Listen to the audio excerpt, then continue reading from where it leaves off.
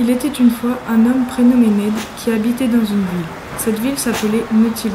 Les habitants de Nautiland avaient transformé cette ville en une poubelle géante car ils avaient le vilain défaut de jeter leurs déchets n'importe où. L'endroit le plus pollué était sans conteste l'océan. L'histoire de Biomorphus. Dans ces profondeurs obscures vivaient encore quelques mystérieuses créatures comme Biomorphus, mais elles devenaient invisibles avec le temps, recouvertes par des centaines, des milliers de déchets. Les plus coriaces d'entre elles se battaient pour attraper les dernières miettes de vie. Mais à force, Biomorphus s'épuisait, envahi, englouti sur tous ces déchets. La biodiversité disparaissait peu à peu. Les quelques poissons survivants étaient effrayés par Biomorphus et ne pouvaient l'aider. Un jour, Ned, plongeur photographe, s'enfonça dans les abîmes de l'océan. En prenant une photo, il aperçut derrière un rocher quelque chose d'étrange. Tout doucement, avec précaution, il s'approcha.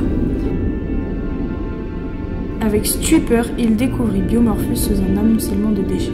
Pris de compassion, il décida de lui enlever tous ses déchets jusqu'au dernier. Il découvrit une magnifique créature aux couleurs chatoyantes.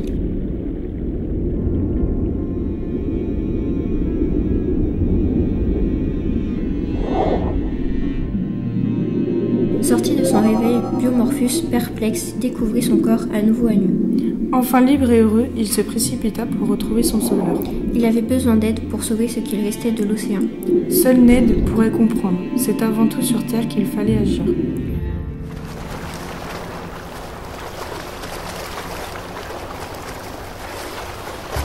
En retournant sur son bateau, Ned eut une idée. Fabriquer des pancartes pour que les habitants de Nautiland arrêtent de jeter leurs déchets n'importe où.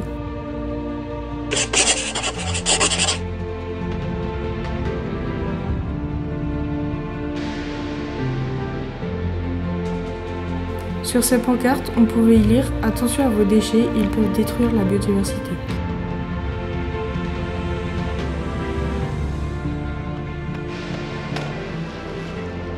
Ned retournait souvent plonger, heureux de voir que la biodiversité reprenait vie peu à peu, mais il y avait encore un long chemin à parcourir.